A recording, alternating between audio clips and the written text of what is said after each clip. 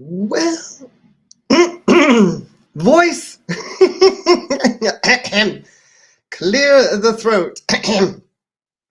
Well, good evening from southern Spain. Here at my desk, I have to try and clear the pipes and work my head around the fact that we've got a live stream at a time of day where I'm usually winding down. But anyway, it is so good to be here. I am happy to be at my desk. That is, if you can hear me. So I can't expect an answer if I talk and you can't hear me. So here we go. Ostras, not in there. So let's do this. Can you hear me? Hey, Fernanda Nacimiento Orchids and Succulents. Good evening. Good evening. Why am I on private chat? I don't have anybody here with me. Debbie is here. Hey, thank you so much. Hi, Joe. Thank you for yes, I saw your video and I'm very sorry I didn't leave a comment. It has been something I've been doing recently, which is dumb.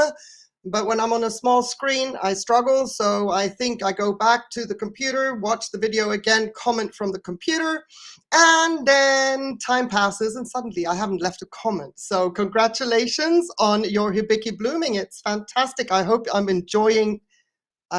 are enjoying the blooms.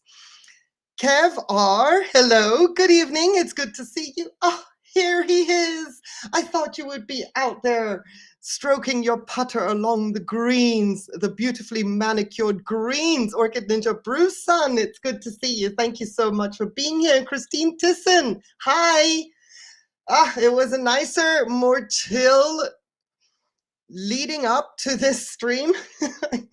I can assure you, although I'm still a little bit nervous, you never know. Fraxinos, I haven't seen you ever. New name, new human being in the chat. Welcome. I love the name. Good stuff.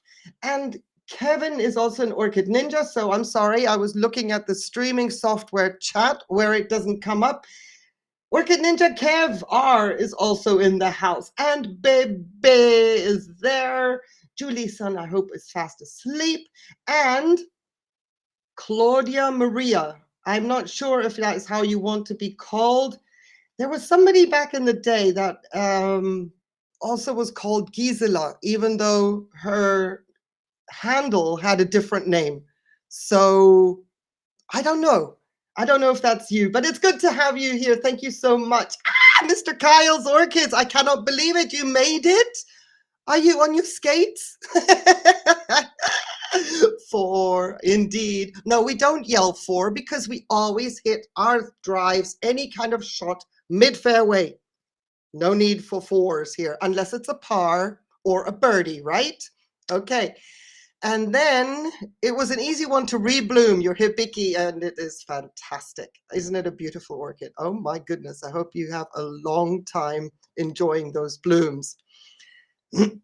Right, so we are going to try and do this without further ado.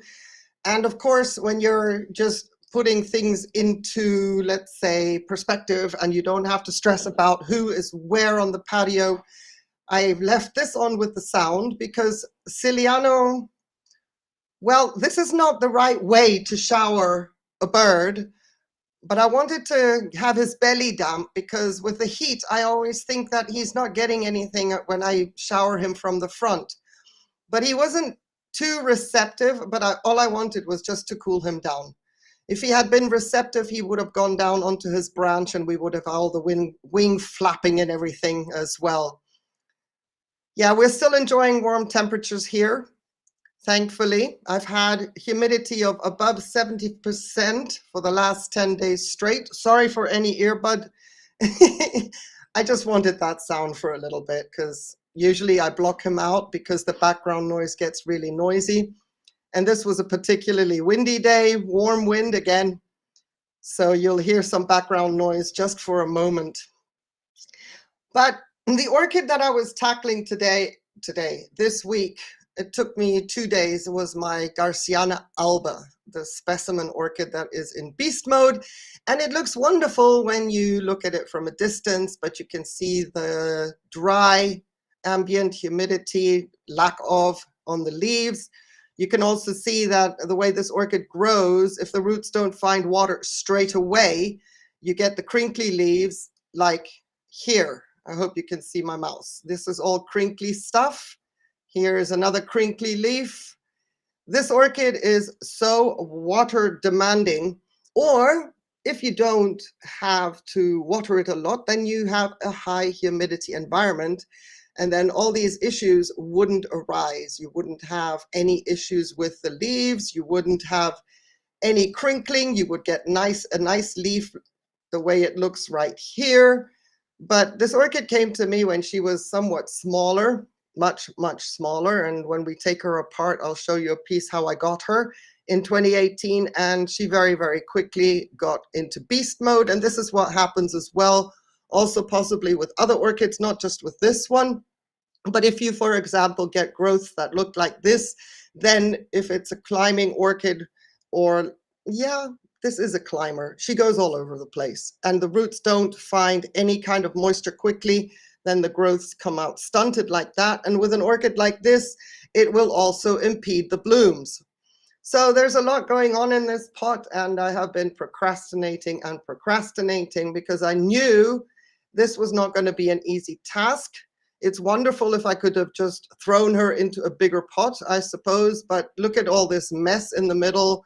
It's not going to recover the higher the orchid comes up, and I cannot mist down in there, because even the growths on an Encyclia Garciana alba, they are tender. So even if she's outside with a lot of airflow, they are extremely tender. As you can see right here, there's some rot issues, new growths not making it, and all of that stuff comes into play with this orchid. So it's not like I can go with my mister and attack her the way I do my Maxillaria variabilis. She, as long as you can get those roots in to the pot, the media, or on a mount, and you can just keep her damp, she is going to be very, very happy. And she looked fabulous for many years. And then last year, the struggle started. I wasn't ready to tackle her. So this is what I was doing on the patio. And I thought, I have the footage, I can make a smaller video out of it. But I wasn't sure how I was going to, you're tentative. You don't want to break anything. You're kind of like, you want to pull, but again, these growths aren't really as tough. Anything can snap off, and it's better to be a little bit more, let's say, easier before you get radical, so that you can see what you're up against before you then go in and do the entire choppity chop and hopefully come out with something useful that's not going to collapse. And because of the low, let me just stop myself there for a moment. Because of my low humidity environment, what you see, the top layer is all Akadama, that substrate that a lot of people use for bonsai. It doesn't break down in my climate because I don't go into freezing temperatures. So the longevity of this Akadama, I believe I took this orchid off the mount in 2021. And you'll see that I'm trying to tickle out underneath what is a whole big layer of lava rock, big chunky lava rock, but that was just to fill up the space so that I could get a nice thick layer of Akadama on the surface. And it worked really, really well. And I have to say that I am impressed with Akadama as a substitute for Ceramis. If you are in a low humidity environment like mine and you can't keep up with the watering, or the orchids are struggling and you don't have Ceramis, then I have to say, if you can get your hands on Akadama, preferably the hard, like the oven treated Akadama. This is not oven treated Akadama, and excuse my hair and there in the way. This is not oven treated Akadama, and it is still holding its shape after all these years. Now there is some degrading at the surface, but we'll see that a little bit later in the footage. But first of all, what I was trying to do is get all the lava rock out, because if I'm doing dividing and separating, etc., then I do not need the secateurs to run into something hard and exacerbate carpal tunnel issues that I already and only have. Hello! Oh, Linda, it's good to see you. Oh, wait a second. Why don't we put you on full screen so we don't have this nonsense dizziness going? There we go. Better, I think. I hope. It's good to see you, Linda. Thank you so, so much for being here. And oh, Joe, is that your name? I forgot. Provataki, I'm sorry. I kept calling you Sarah in the past. I'm sorry. But is your name Joe? Please, please remind me. Pencil Shavings, greetings to you. It's good to have you. Thank you so much for joining on a Saturday. I appreciate that. The Maxillaria tenuifolia grows like crazy. Exactly. I have a tenuifolia that's a little bit more compact of the slower variety. It's let's say it took 3 years to actually grow to a point and establish to a point where I could see, excuse me and my hair there, where I could see that she was growing well. So now it's in beast mode. I don't have the big one. I have sort of the smaller and medium-sized one, but just like the Maxillaria tenuifolia, yes. Once it grows, it's like unstoppable. Okay, so when we get to this stage, I just thought, okay, take a break, check the nails. Did I break a nail? No, I didn't. You know, we are vain in that regard. But anyway, here you can see how the Akadama has held its shape. This orchid never ever is allowed to go dry. So you can imagine with the lava rock, etc., you would expect a lot of mud or sludge or the Akadama to fall apart. It doesn't. What you can also do with Akadama, because this orchid is so water hungry, I didn't mix it with grit. But in order to reduce how much water retention there is in your pot, you can mix a 50-50 ratio just with some grit to break up the entire water retention, so to speak. And then you have yourself a nice media that is extremely water retentive. You don't have to be chasing your orchid, and it is suitable for fine-rooted orchids. And you can see that if I say none of them, think inverted commas, because of course there are dead roots, but the majority of them are doing well, and it's only because of me manhandling, pulling the lava rock out, that you can see some roots have suffered damage. I didn't really particularly worry about the roots that are in the pot. I didn't focus on trying to be ever so careful with what is going on in the pot. My entire focus was just to plow through, stay focused on getting divisions done. And you can see how bad it can get when an orchid grows all over the place with a rhizome, how you're not going to achieve much. Again, we have some growths here that failed simply because of their location up against the pot, but you can see the new roots here. This orchid, as we progress through the footage, it is getting a complete makeover. Yeah. You can also see that I've had thrips, but luckily for the density of this orchid, that is minor. It wasn't like a complete takeover of my orchid with regards to pests. This orchid has more issues with mealybugs when she goes into bloom, as Prostechias normally in my climate do. I find mealybugs are the ones that really like to get at these orchids because of the wonderful fragrance that the blooms have, and of course the happy sap that they produce. So there was still a lot of picking going on, and I have an hour of footage because I tried to capture everything. I just let the camera run. But you can see some blooms in the middle of the screen to the right over here. So yes, I'm not even respecting those. This orchid normally has her best bloom show around late winter, early spring, and they last a very long time. So the mealybugs, of course, have really nothing out in nature to thrive on. So they come and take hold of this orchid, and it is it's kind of, let's say it's a nuisance because of the way the growths grow, where the spike is. It isn't going to be a long spike, so the blooms are somewhat contained within the leaf joint.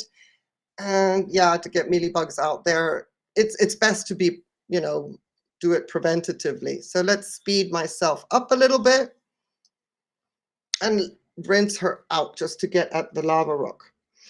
My name means happiness, joy. Oh, and it would be Hara. Okay, joy, that was it. I have to remember that. I do apologize. Orchid Ninja Bet Sun, hello. Hello, it's good to see you. I hope you're having a great Saturday. This one has thin roots like the tenuifolia. Do thinner roots grow fine in more coarser material other than moss? Do thinner roots grow fine in more coarser material other than moss? Mine is in a mix of small bark, coconut husk, and chips. That's perfect. That's perfect.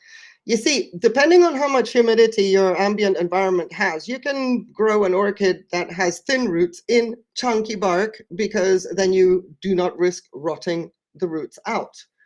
But if you're in an environment where the humidity is less than 70, 60% as, let's say, an average, then you don't want to be watering every day, maybe on some seasons 2-3 times a day if you grow a fine-rooted orchid in chunky bark, then that mix that you are talking about there is perfect.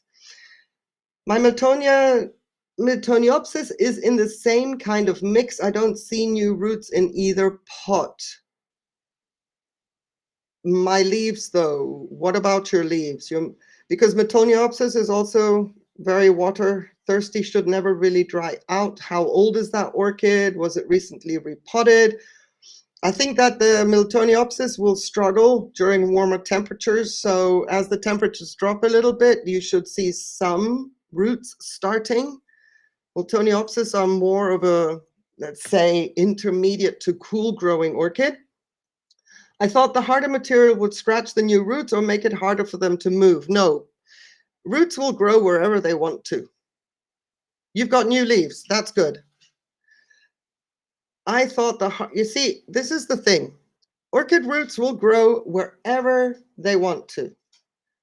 They will crawl over the coarsiest lava rock with crevices and sharp edges. They don't care. They will shape themselves accordingly. So I don't worry about that. When you look at roots that are on a mount and the tenacity that they have to get through to the other side, they find nooks, crannies, and holes, or they just grow through the other side without any worry and any problem to the roots whatsoever. So when people say, oh, it's too sharp, the surface of the media is too sharp for my roots, I'm like, they don't care.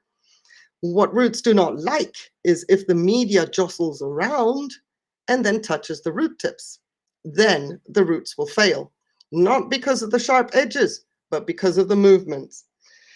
Joe says, when I see a new pseudobulb on either, I think the repot will be successful. The pseudobulb, if you've got new leaves are a new growth at the edge of a pseudobulb. That's a question. If the new leaves are coming out the edge or the side of an older pseudobulb, then you have yourself a new growth, and the new pseudobulb will develop from there and eventually roots as well. So that's how the Miltoniopsis would grow its new growth. Sorry, I'm distracted. Okay, so what I'm doing here is trying to find the start of getting into my first cut. It seems like the first cut is always the hardest because it's going to fall apart. It's going to fall apart because the rhizomes overlap. But you've got to start somewhere, and it's not, let's say, the easiest job. It's like mind over matter, literally.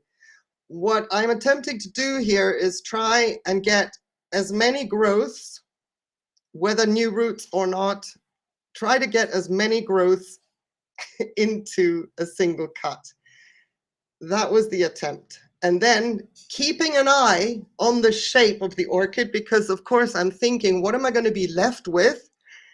I don't really want to kind of have a specimen-sized piece in a pot again, where I'll be doing this again in about 2 years. But on the other hand, I don't want to make such a big mess chopping this orchid apart to the point that I'm starting with something that could be problematic moving forward, you know? So this wasn't exactly, let's just say, I had a very good audiobook. I was listening to a podcast on a true crime thing. Was it true crime? No, it wasn't. I think it was Angels and Demons, something like that, to keep me company. I was listening to that just so that I could just keep plowing through and keep going. And of course, there's a lot of debris and dead material right at the base of the orchid, which of course then does perpetuate the rot. But it wasn't so bad. The few pseudobulbs that had like browned and rotted out and were damp, wet, and they weren't oozing, but they had clearly, that, you know, if we saw that on a smaller orchid, we would be concerned. But I took about 5 out, like I'm doing right now. 5 of the little mushy pseudobulbs. That's not bad for an orchid that is this size, has been in such water retentive media for this long. That's not bad at all. I was pretty pleased. It wasn't like what I saw initially at the edges with a rot. I thought I was having a similar problem as with my Coilus stylus, you know, ciliaris variety or steady eye. Shh, sorry about that. That struggled through the cold temperature. So no, this was just me, you know, here, just chopping off little pieces. You know, trying to be proactive, trying not to make a big hash out of this. But if you ever have a situation like this, really it is just go through another small pseudobulb. Like, that's really going to make a big difference. I'm still tiptoeing around this whole thing. No, I was not using my new tools. I was going to use my new secateurs, Debbie. And then I saw what came out. I thought, oh no, we're not doing that. When I had to the right of me, I had the new secateurs. I was ready to use that. And then I thought, yeah, we're not going to put that into the akadama and the mud, because my hands were nasty. You can see a tub over here right at the top of your screen. The nozzle is kind of pointing at it. I kept going there to wash my hands because I cannot stand stuff under my nails. I just can't do it. So all of this was in preparation for what was to come. And then I saw what I was faced with. I thought, yeah, no, we're not doing it. We'll save that for something with Leka. So here's my old rusty, gnarly tools. Okay. So let me stop it here. Let me just, sorry about that. I just wanted to go back and hello. Let's go. Because I got a piece out that was in bloom. I showed it for a reason. There we go. This is the size that I got this orchid back in 2018. Okay. I think I moved a little bit too fast there, but she didn't come in bloom, but I had a bloom very soon after I received her. It wasn't a big piece. And yeah, this is it in 2024. So if you think of Prostechia garciana alba, brace yourself. Make sure you've got plenty of friends around where you want to share and give cuttings and divisions to, and put a little warning label. You see that muck in there, Debbie? That muck wasn't going to touch my new secateurs. But yeah, just put a warning label on this orchid if you pass it on as a division, and just say, enjoy. Denise, it's so good to see you. A happy Saturday evening to you. I hope you've had a fabulous day. So sweet of you to join us. I really appreciate everybody that is here. Thank you so, so much. So there you go. You can see that I'm getting there. I'm getting bolder. We got another little bulb that wasn't exactly going to live much longer, but I'm getting bolder. I'm starting to see where the rhizomes overlap. What am I doing? And sorry about that. Baloo needs to say hi to everybody beyond the hedge. And we got ourselves another division that looks shabby, but trust me, the only way to do this, let me go back, there we go. The only way to do this is to get in there and whatever comes out, comes out. So it looks kind of shabby, but it wasn't too bad. And we're still fiddling around. Thank you. It's like getting a new car, you know, you just don't touch anything. You can look at it, but don't touch. Don't get in. Take your shoes off. Watch the carpets. There we go. That's a nice piece. I like that.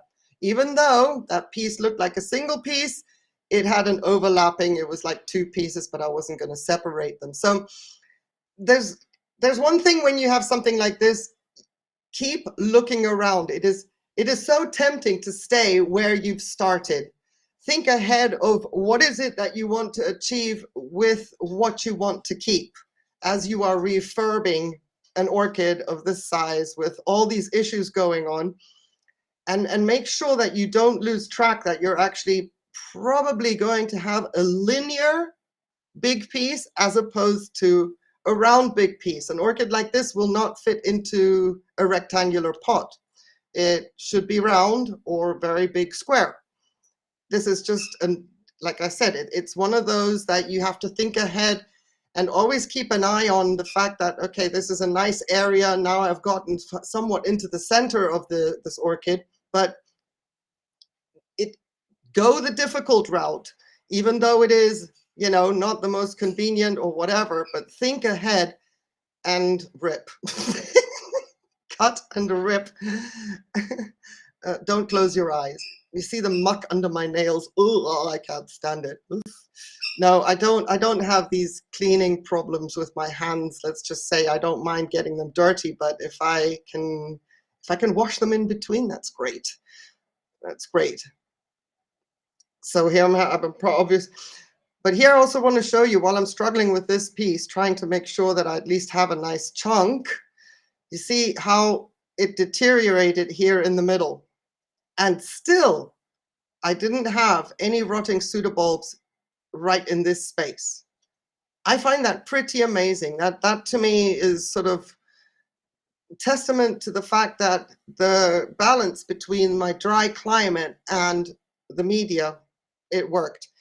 Keep in mind that back when I started using Akadama, it was because I refused to bring anything in from shipping.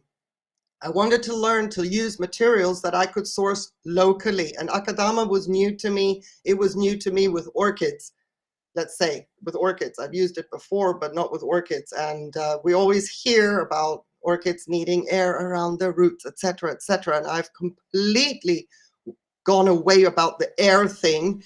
And I'm always using the terminology of orchids need oxygen. And in water, we have oxygen. So as long as they get plenty of oxygen around their roots, they'll be just fine. And you can see how the roots here are absolutely fine. There's nothing wrong with them. And maybe I've got it in the footage. This is not such a bad piece either. Maybe I've got it in the footage that you'll see roots from the center growing down into the middle. So what looks really, really bad, at the end of the day, for what I have been doing with this orchid, it's just it wouldn't look so bad if I had tackled her last year. Let's put it that way. I'll probably say the same thing about my Cymbidium when we get to that point. Ugh. Anyway, Akadama sounds like it would mean red ball Japanese. That only reminds me of leca. It's red ball or red clay or something like that. That is exactly what it means. And it is definitely a Japanese word, yes. So now you see, I'm too close with the camera, but here what I'm doing is moving it around, checking it from the top, and you can see that I'm dangerously close to just doing a linear separation of all the pieces. and I'm trying to avoid that. So now I'm going into the middle to try and see where can I take something out so I don't end up either with a small round piece or just with a long piece, and then I have a problem because now I have to remove some of the sides, ending up with a small piece. I'm telling you, this was yeah, it was a nightmare. And trust me, I wasn't comfortable at all throughout this entire thing, because the damage I'm doing to things that I'm not actually aware of, I couldn't have my eyes everywhere. And the damage I'm doing, I'm popping off some new growths. The little ones that are all gnarled, like up in here, I didn't care about them because they wouldn't amount to anything as long as I kept the base intact. I was also focusing on the base of whatever I was chopping away. I would only take, let's say, the top of whatever wasn't going to be viable or grow out, but I kept the rhizome below intact because the roots will grow anyway, even if there's no leaf. So in order to keep the maximum amount of potential of roots to grow back, they were starting to slip out of my hand. That's how gunky everything was.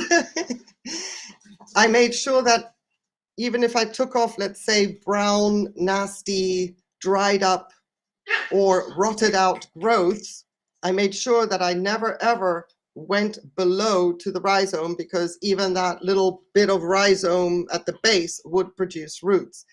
And this was a pointless exercise. I thought I could just take my sprayer and get the gunk out of the middle.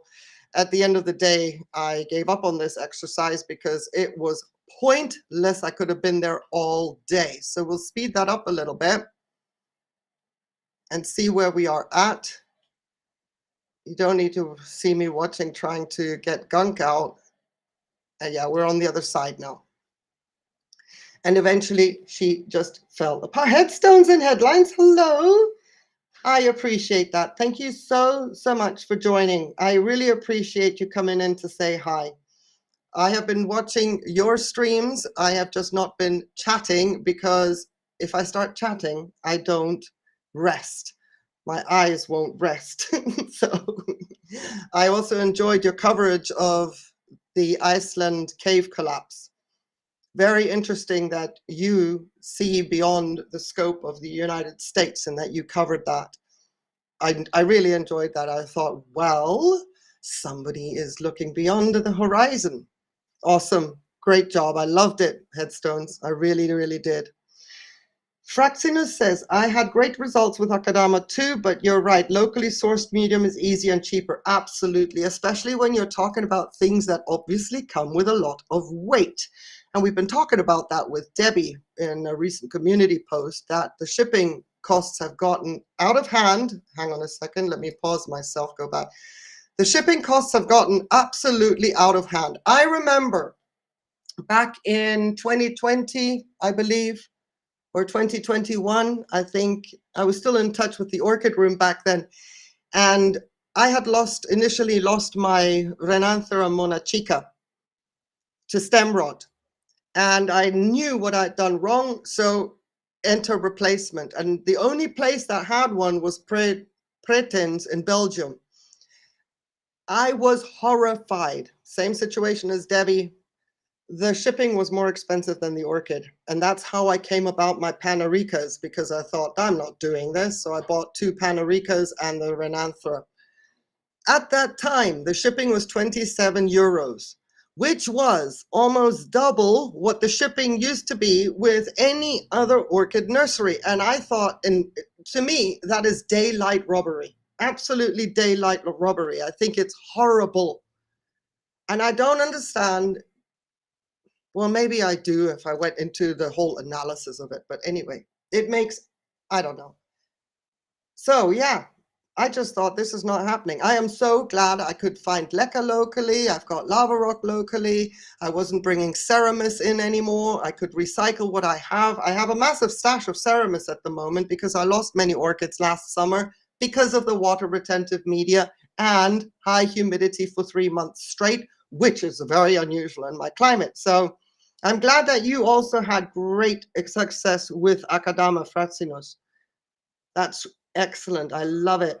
Mona, grüß dich, schöne Frau. I hope that you're doing well and having a wonderful Saturday evening. Thank you so much for being here. I appreciate that. So nice. Anyway, so moving on. Let's see, where am I at? Okay, taking advantage of the space I'm creating here.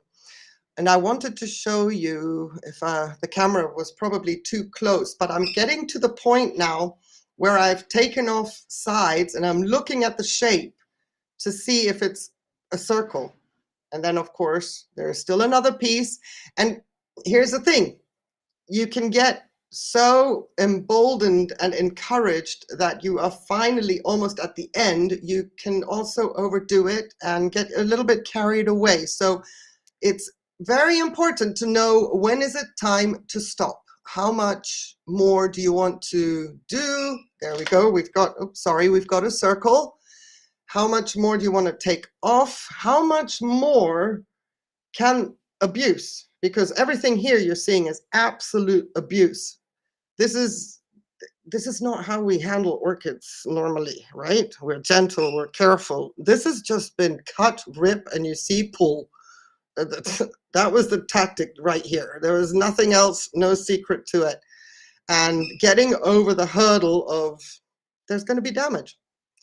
So at that point is, what is the future of the piece that you're keeping? How is it going to be feasible?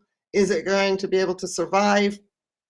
And is it going to struggle? And if it struggles, then stop. If you think that it's going to struggle, the more structures you have, a lot of structures may, and I'm doing this nozzle thing again, I should know better by now, but the more structures you have, and that will then collapse, because this is long term, there's going to be side effects.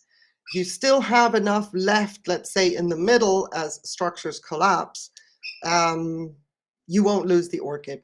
Okay, so that's the main thing, is that we can get a little bit too bold, a little bit too encouraged, that we've gotten this far, we've jumped over the hurdles of feeling, yeah, I don't want to do this, I don't want to do this, I'm scared and I hate what I'm doing, etc. Then it's time to stop. For me, I was thinking along the lines of, winter is coming, she has to come indoors.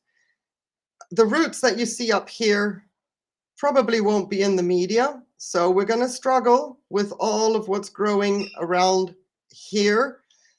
So I just thought that's enough, and then we can trim away bit by bit the dead bits, the things that are not going to make it in the coming months. All right, let's move on, because I was trying to see if there was more dead pseudobulbs in the middle that I could take advantage of, and peeling away sheaths, etc. Okay, coming to the almost end of this carnage. That was easy. This is the piece that I'm going to consider left with, and that will then go into the pot. Now I was done. My back, my hip, everything was screaming, stop. But the orchids needed to overnight, be safe, and I just put them into bowls of water, everything. And you'll see as I fill in this bowl that it wasn't an easy feat. And of course, you're still picking off sheaths because you can, and why not?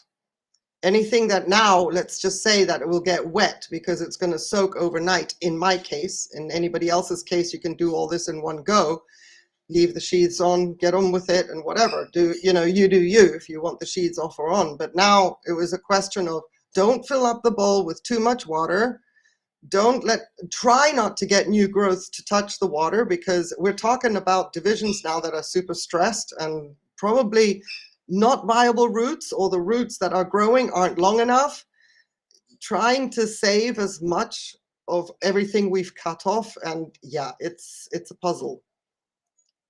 And this was nice. I was happy about this one, but you can see the roots are again up in the air. And these are challenging moments when it comes to situations like this. Sorry, I just saw a mosquito. I like my mosquitoes. It reminds me that it's warm, but I'm also surrounded by bug repellent. I have eau de bug repellent. I do not smell like Dior or Chanel. I smell like mosquito repellent. Okay, so we're filling in the bowls with all the pieces. And then, where was I? Let's go. Let's go. Let's go. Ah, yes. Stop. Huh, wait a second. That's too far. Let me go back. Full transparency. If I even put the image in, I hope. That would be nice. I'm still stuffing in it. It's like, it's like doing a pot roast. Stuff in the veggies, get it all in there, see how it fits. And a little bit more water. Okay. I wanted to show you the picture. The carnage. You can see I'm leaning on the table. Top right hand corner. I am leaning on the table because by that time, here we go. Carnage. Now, my plan was, I need all of this. I need the bowl. I want the akadama. I want the lava rock. So I wasn't going to do this all in one go, but yeah. Moving on swiftly, fast forward to next day, look at this. I was so proud of myself. I was literally like a horse in a race course with blinders on, just plowing through, cleaning the lava rock, boiling it. Yes, it would go back with the same orchid, but because of the sediment of the akadama, I wanted it clean, and not, put that back, because the plan was to do exactly the same, put the lava rock in, if it ain't broke, don't fix it, and then use the akadama, which has also been boiled and rinsed, and it still maintains its shape. Because I thought, just rinse it, it's going to be with the same orchid, but I am so glad I boiled it, because at the end of the day, I didn't even use it. And I will explain why, but I'm so proud of this picture, I had to take it and show you. Look what I did. Oh my goodness. I was in the kitchen. I was like, it felt like I was cooking for an army with all the stovetop was bubbling with lava rock and akadama. I'm so glad that nobody actually lives in the house with me during the day. Because it would like, excuse me, you want lunch? Not happening. Not happening. I'm busy. Move. I need all the space. Oh, Francinas, I cannot tell you. I cannot tell you. I mean, I was so tired. Actually, let's say I wasn't tired mentally, but physically my body was screaming. Anyway, so we're back here. Yeah, again with the garbage there. And I had the orchid in the pot. I wasn't happy she was so high out of the pot. You see what she does over the years. She goes higher and higher and higher. So I went to the kitchen and I used my toxic tap water to rinse off the debris. And this is now just garlic alcohol underneath the leaves because, you could see the thrip damage, etc. But I used my tap water to get all that debris gunk off there. And I say it like that because my tap water is toxic for my orchids. So I'm hoping to get away with it. And I just want to pause for a minute right here. Stop. But no, woman. Because this is what I wanted to show you. The root here, growing through all that muck, through all that debris, and it's fine. It's fine. And the reason that all this works is because of flushing. And the flushing is bringing oxygen into the pot. That's why there are good roots. Okay, in this case, it's a single root, but when you saw the muck it was growing into, pretty, I liked it. Anyway, this orchid was a little too high in the pot, so I had to get even more radical. And I'm kind of chopping off what I mentioned earlier, the rhizome, the pseudobulb, but I'm leaving the base where roots grow. So I'm not chopping the entire structure off. I want the base to grow roots. And she was far too high in the pot. And that is why I didn't use the lava rock. I didn't use the akadama. I can see on the top right-hand corner there, I used leca instead. Now, the akadama is there for this orchid should the time come that the roots are reaching the leca and failing. If that happens, because now I'm in a self-watering pot. Previously, it was a semi-hydroponic pot, just with the holes. It was a mess, a nuisance for the winter. Now I'm in a self-watering pot. So I'm thinking if I keep reminding myself that I need to have, there's no microfiber here, but I need to settle the bowl in water and not let that go dry, we should be okay. So it's just a note to self, where like with the Mimicophilas, that I need to put water in there so that the water actually rises up. And because she was too high, we went one step further and went for the major Figaro haircut and rhizome and everything. Yeah, it's not, look, if this was the same day, I would say by now I'm fed up and I just want to be done. But this was a new day with a clear mind, clear approach, having circled the orchid and seen how they came through the night, and it was fine. So I was even more bold, thinking, here we go. I want the orchid low in the pot. She's going to come up and out anyway. Sorry, I just bumped my mic. So I went all in, and excuse me for reaching over you like that, and chopped roots off. Whether they were viable or dead, didn't care. It was the ultimate goal here, was to get the orchid into the bowl in such a way that what roots I now have at the top, you can already see all the roots right up here. They're not going to grow into the media just yet. Everything now depends on the roots that are on the outer, the growths that are on the outer perimeter. These guys up here, they already stopped growing, and I had what I had before. So they're not going to go very far. Especially now the days are getting shorter, it's going to get colder. It doesn't mean this orchid is going to stop growing, but these roots aren't going to make it. So my entire aim and focus is what is going on around the perimeter, because now she may collapse the growths. I'm anticipating that, but she may also get very angry and shoot out even more growths. And I'm anticipating that as well. And if that is the case, if the latter is the case, we have a problem. We'll be doing this again in 2 years. But I do love orchids like this. I mean, goodness me, nothing short of a chainsaw went on. Speaking of which, my entire footage that I filmed was 2.5 hours. I cut down the spaces where I left the table, where I had a quick drink, where I was looking at the pieces, where I was fiddling with the thing. So I have cut this footage down to 50% of what I did. So let's say 2 hours. It took me 2 hours on the first day, and then the potting up the second day was just an hour, something like that, because I had to fuss a lot with the media. What you see in the footage isn't exactly reality. It's just to show you that I switched to leca and I didn't use Akadama, but I have it in petto and I will use it if I see issues arising at the rhizome. So, Orchid Ninja Bruce says, phew, you knew that. I'm telling you. I'm telling you. And, you know, while I could have sat down and done this, I don't do well unless I've got one root ball in front of me with one orchid that I can move around. I don't do well sitting down when on a project like this. It's for some reason I have to see it from the top. What is going in right now is calcium nitrate.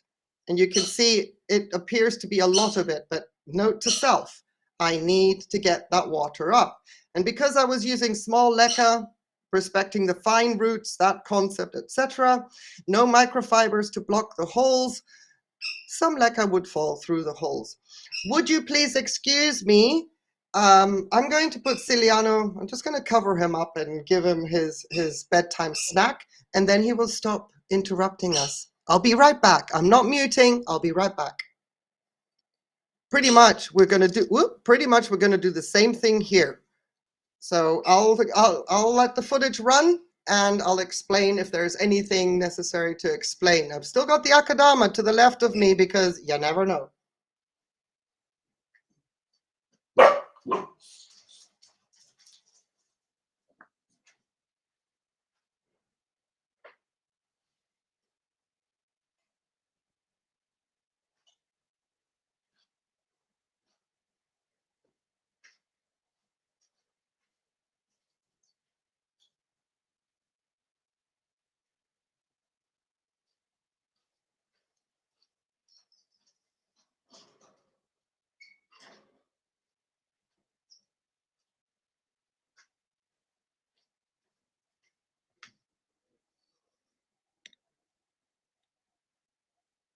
Whew, Bebe, I'm telling you.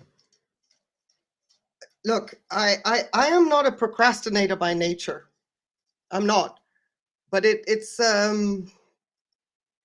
like my mentality, my mental frame of mind has to be in a place where I know I'm going to do a good job, the best job, instead of, plowing through one all the time, in one day, knowing what I was up against. Also, the variables here, for example, was I wanted to use the chunky lava rock again, and I have chunky lava rock in storage that's clean, so I wouldn't have had to do this all in the same kind of project phase, so to speak, but not that much. Now, of course, afterwards, when I'm using leca, I'm thinking, duh. I'm thinking, oh my goodness, all that at the end of the day, you didn't even use either of them, but it's better for me to think and be prepared to the degree that I was in the event that I needed it. You know what I mean? But afterwards, when I finished all this, I was like, that night in bed, I thought, why do you make your life so complicated?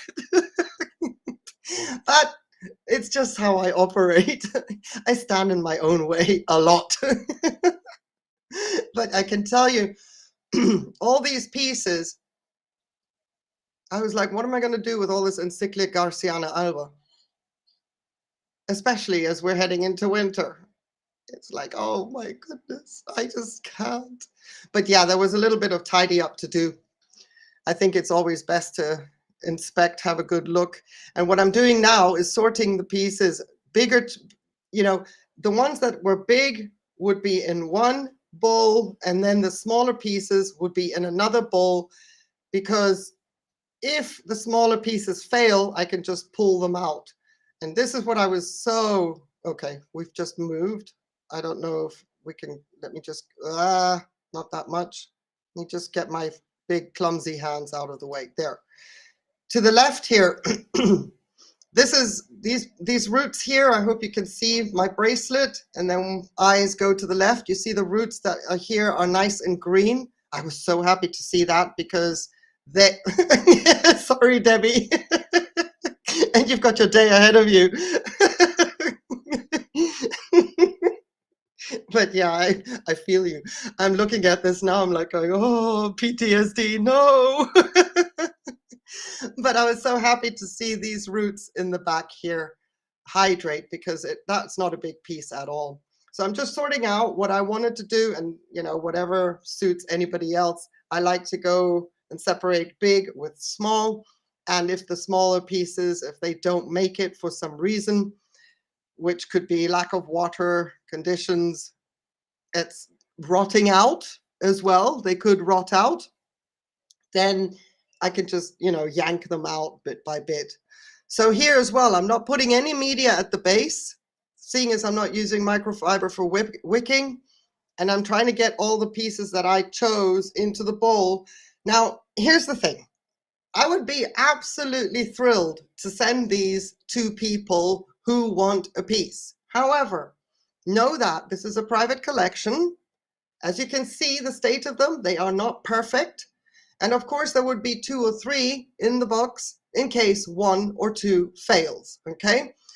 So don't think I'm trying to hoard all my Encyclia Garciana division, so to speak, because I love this orchid so much. I don't need 3 pots of this monstrosity that is just going to go and grow even more.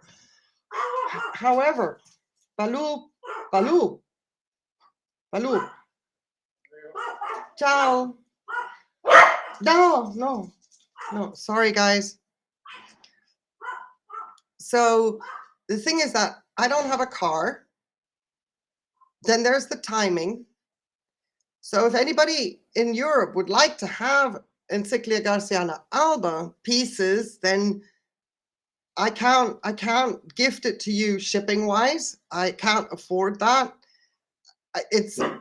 And you would just have to trust me that I'm going to get the best price possible for shipping, and you will get the original document from the post office, but I don't know when I can ship. And of course, you're thinking as well, ideally when there's new root growth, etc., because you want the person receiving them to be successful and enjoy growing in this orchid. So I am potting them up just because I'm not throwing them away. There's no way I'm going to throw all these wonderful bits of orchid away. I know I'm going to be in trouble in a couple of months. I don't know where I'm going to put them. I don't know where I'm going to give them the right amount of light. One bowl I can accommodate. I've got 3 now. So know that these pieces in Europe are available, but there's going to be some kind of logistical patience, let's put it that way, in order for me to send them to you, and then, the refund for the shipping. I hope I've explained myself. So it's not like I'm like, oh yeah, I want this so bad and I need 3 of them. Hapana, I do not. Anyway, so what I did here though, remember, if you've been watching other videos when I talk about propagation, remember I always said, respect the direction of the leaves based on the orientation of the light so that the divisions aren't stressed out, least amount of stress. This is impossible with an orchid like this. It is great to attempt to try to do it as best as possible. I hope I didn't break that growth where I've got my finger right now. I'm being very radical. I don't like that leca bead right on. There we go. I saw it. Okay. Anyway, it is impossible for a climbing, rambling orchid like this to get it right when you have multiple pieces. In a situation like this, what I'm focusing on now is, where can I get roots at least to hydrate? Where can I get a rhizome where there is a new growth that has as yet to grow roots to touch the media? That is my focus, because at the end of the day, we're dealing with an orchid that is extremely vigorous. So if you have this situation and you cannot respect, the light influence and where the leaves were growing, focus on the base of the new growths where new roots will come so that eventually the orchid can reestablish them herself. Okay? I don't like to pot pieces up this way. I don't. But there comes a time where it's just not feasible, because if I were to consider the direction of light, then I'm going to crisscross and have a problem with where the actual rhizome is, where the new roots are going to grow. It is unfortunate, but c'est la vie with orchids like these. Unless someone else has a better suggestion, this is how I operate. And I don't do it often. Absolutely not. It is not something I encourage ever. But when it comes to multiple divisions with something like this, it is, for me, I'm always focused on the future. Where are the roots coming? And when the roots then have a chance to grow, the rest will eventually sort itself out. It doesn't work for every orchid. There are some orchids that are going to throw an absolute fit and collapse if the leaves have to regenerate and reorganize themselves. Not an issue with an orchid like this. It's so big, we just want to get it done. Yes, honestly, I'm glad I took 2 days. It annoyed me because it took 2 days for other stuff that I had to get done as well. But there's also no real, you can't do something like this on the fly. The thought process that I go through, yeah, that's where I'm pointing out where the leaves are pointing, etc. And that was me just pointing it out. They're going all over the place. So the thought process I go through, I have to lay out a plan of attack. And then from the moment I start, that plan of attack has to go through. I mean, yes, I went overnight, but it wasn't like another day and another day, and I then procrastinated. Okay, stop. Okay, this piece, I'm purposely showing it because this is possibly going to fail. All right, there's nothing going on here. We have one that is, it's not rotted, it was green, so I left it, but if something grows out of that one, then I will let you know. But we have roots. We don't have a leaf. We have a single leaf that had the thrips issues. We have a new growth. This is a test piece. I know exactly where it is. It's not going to be that difficult to find because this leaf is very, very obvious. But if this makes it, then I'm going to say this orchid, yeah, it's indestructible, if you would, if you were. So anyway, yeah, I have to then follow my plan of attack, and woe betide anybody that then says, I need this done, I need, like interrupts me. Then it's like, I'll stop if it's an emergency, but don't stop me. Don't stop me now. Not because I'm having a good time, but I'm busy. Also because I get very quickly distracted, and the easier task, I will then, go for the easier chore. If I can stop doing what I'm doing because by now I'm like over it, then I'm very happy to stop everything I'm doing. The question is, when am I going to get back to it? So it cannot be. I have to just plow through. Joe says, I really don't want to divide the hibiki because I like how compact it is right now. Don't do it too soon. Yep, leave it. 6 canes, 3 on the way, already removed 2 keikis, 2 flower buds turned into keikis. Okay, look, don't. If you don't, there's no need to divide 6 canes. Wait until it's got 12 or 15 canes. You can wait. And if you think you need a bigger pot, then a gentle up pot. Whatever media falls off, that's what you can just, that will fall off. You don't have to do a complete repot when it comes to these fine-rooted orchids. Just take it out of the pot, whatever comes off, put it in a bigger pot, fill around, let it grow. When I touched my hibiki and I divided it, the orchid didn't appreciate it, and that's why I took all the blooms off so that she could recover. And you don't need to do that. I divided it because I promised a piece to someone, then she got the spots, and then that person never got the piece because I'm not sending an orchid that has spots on them. And I don't even know why, so that's not a good look. Yeah, here's your hibiki piece, but I'm sorry, I don't understand what those spots are. Yeah, we're not doing that. So it's the only reason I divided my hibiki. But she didn't appreciate that stress, and it's probably going to take another season for her to completely recover. So there is no rush to divide your hibiki. Oh, delicious, Joe. Wonderful dessert. I hope you enjoyed it. Please share.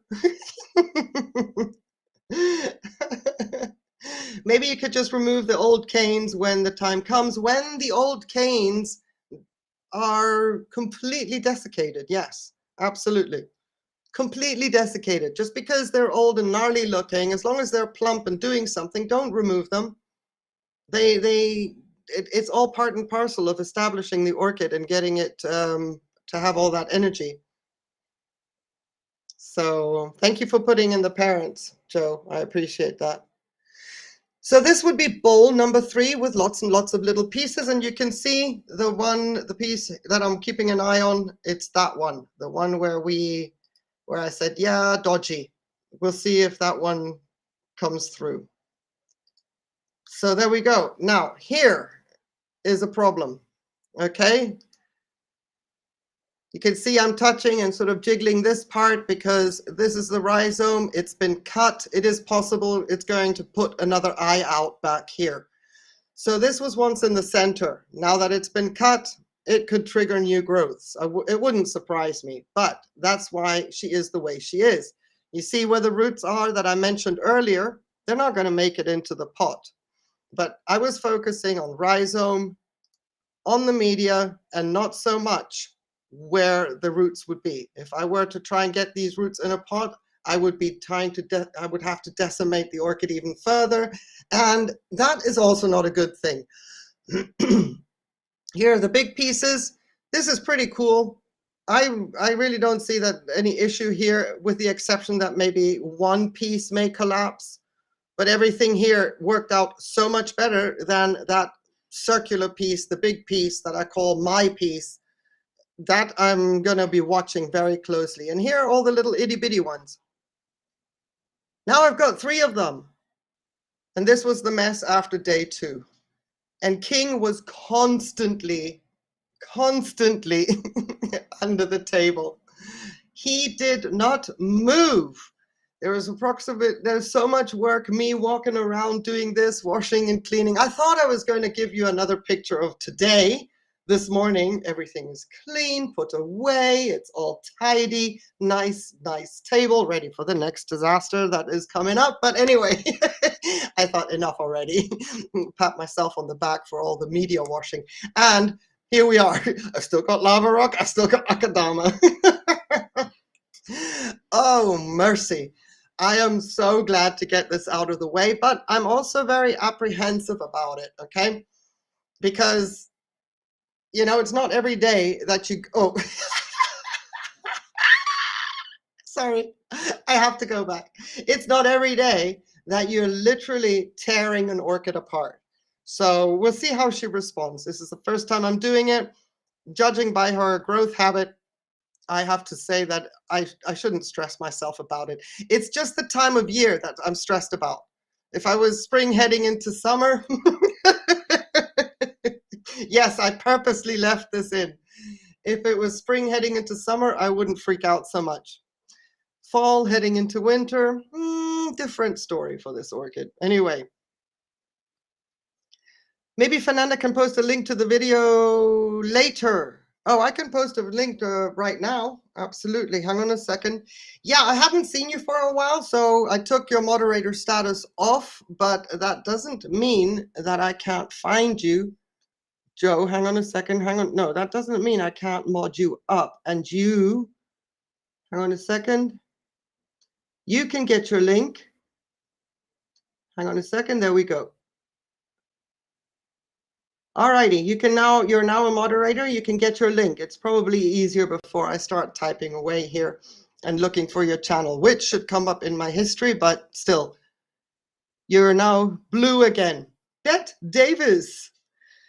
Okay, you have yourself a super duper day as well, Orchid Ninja Bet Davis son. I appreciate that you joined us. Thank you so much. Alrighty. So here we go. When I came back with a tripod, day 2 at the end of my stint, I got mooned. And I thought to myself, they are going to get mooned as well. Whoever joins me on a live stream or watches the replay and has made it to this point deserves to see the visual that I got. It was like, really? So you're welcome. Hang on a second. It was something I wanted to do earlier. I completely forgot. If anybody wants to come up and have a little chit chat, talk about things, whether it's this, something else, it doesn't matter. Seeing as I'm at my desk, it is very easy for me to drop the link, and all you have to do is click it. Make sure that if you don't want your camera on, switch your camera off, keep your mic on, come up on panel, let's have a chat. But yeah, I just thought, peekaboo. Anyway, there you go. He quickly realized that wasn't appropriate. But I don't think I put sound on this. No, but look at me in the background. I just thought I'd give you all a giggle because he was totally up for it. He was having a great time on the patio, so I thought I would join him. I usually have to either just shake my finger, move my head like I'm doing. I'm bouncing around. He was all over the place. It's like finally he's accepted the camera and has just enjoys it and embraces it now. Hello. He wouldn't stop. I was so tired, but he wouldn't stop. I just couldn't help myself. I was about to get a chair and let him just go wild and just keep filming him. I was like, Ciliano, really, on a day like today, after the past 24 hours, I'm done. You could put a fork in me. I was done. He just wouldn't stop. It's so cute. It's so cute. Anyway.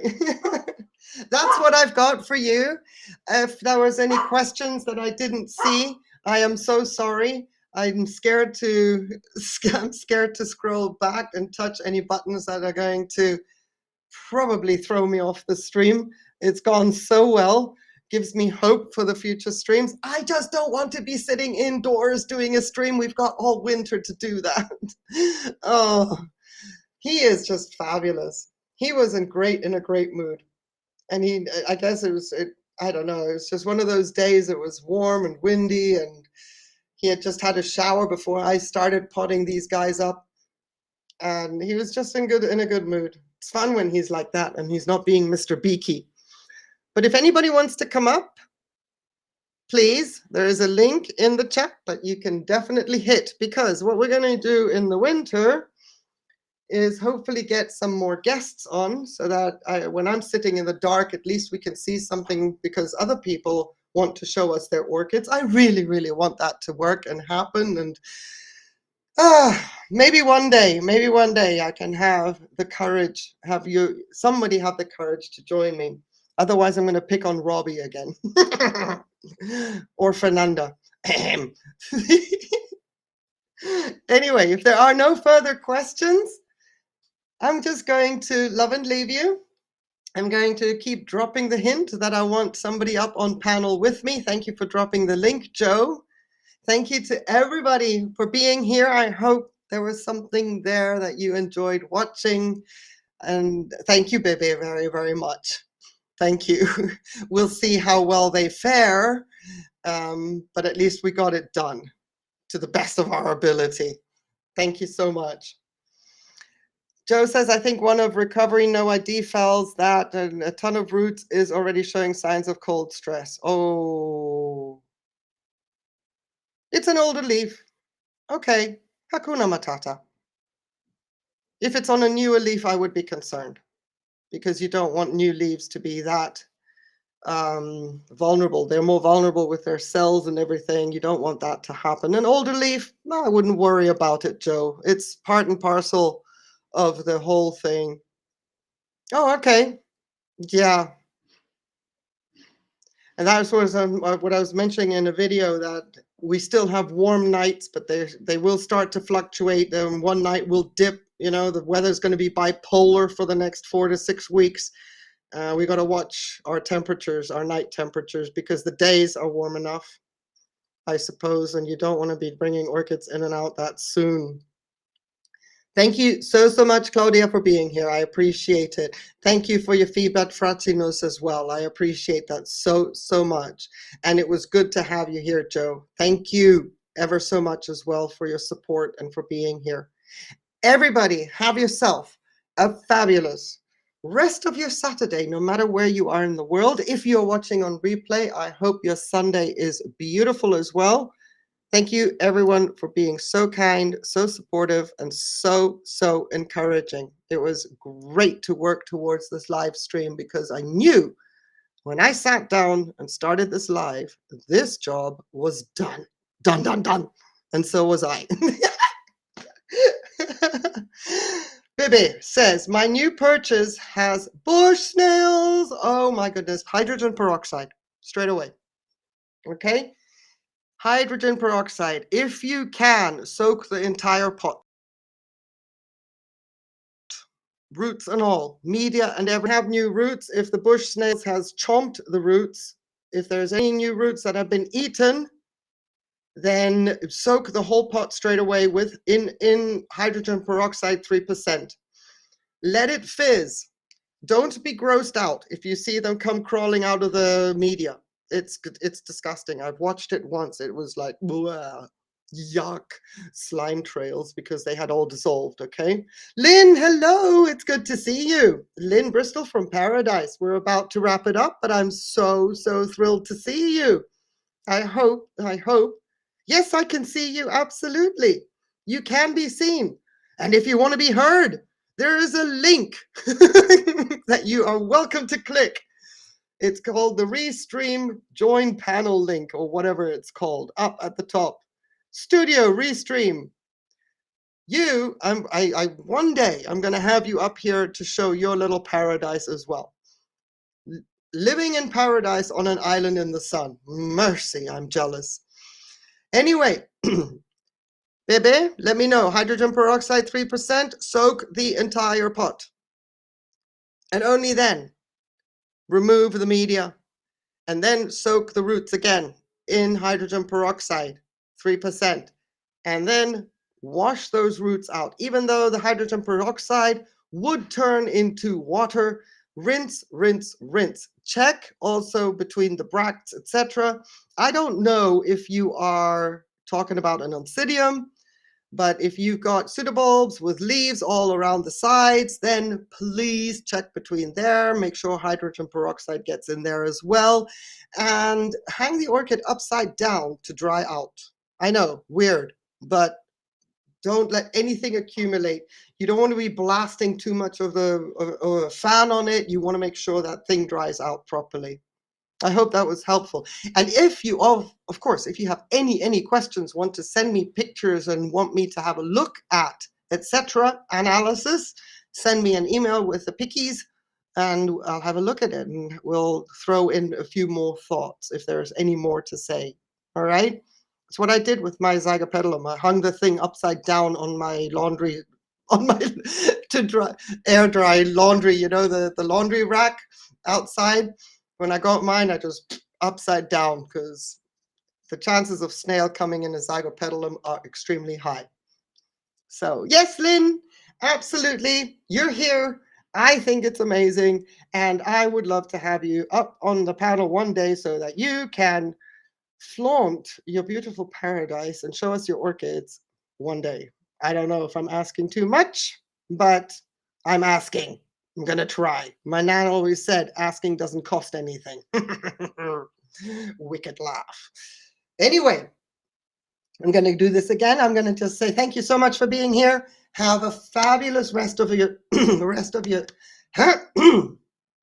frog is back. Good timing. Rest of your day. Tracy! Oh my goodness, it's good to see you. I hope you're doing well. I hope all the donkeys are doing well as well. Oh, it's so good to see you. Oh, no water. No water before the hydrogen peroxide because you are not getting the full hit and effect of the hydrogen peroxide if the roots are damp. If the orchid is already damp and you need to treat it, then there's no two ways about it. Treat it. But if the orchid is dry, go straight in with the hydrogen peroxide to get the maximum effect. All right? Because anything that is wet, then you add 3% hydrogen peroxide, it's going to dilute down to what? 1%. It may not be effective. Okay? No. If the orchid is struggling with snails, it may absorb some of the hydrogen peroxide, but actually it won't absorb it as much as there may be burn damage on the roots from the fizzing. All right? Please, if anybody is listening to this, you are not going to get as effective of a hit and treatment if your root system is wet. It is best to go in it with it dry. But if it is wet and you've got snails, do it regardless. But that's also then why you do it again once the media is off, like a second treatment, and then you wash the root system off and hang the orchid upside down to dry. So I'm sorry to barge in and negate that, Joe, but many people would think like you would think, and I can understand the logic behind it and the thought process behind it, but it is, we're trying to treat the snails, and I'm sorry if there are snails in the root system, the roots are shot anyway, for the most part. There's nothing to save. And I hope that's not the case in Bebe's situation, that there's nothing to save, but we've got to target the snails and then worry about the new roots growing later. So that's my, don't wet your orchid, just get that hydrogen peroxide in there straight away.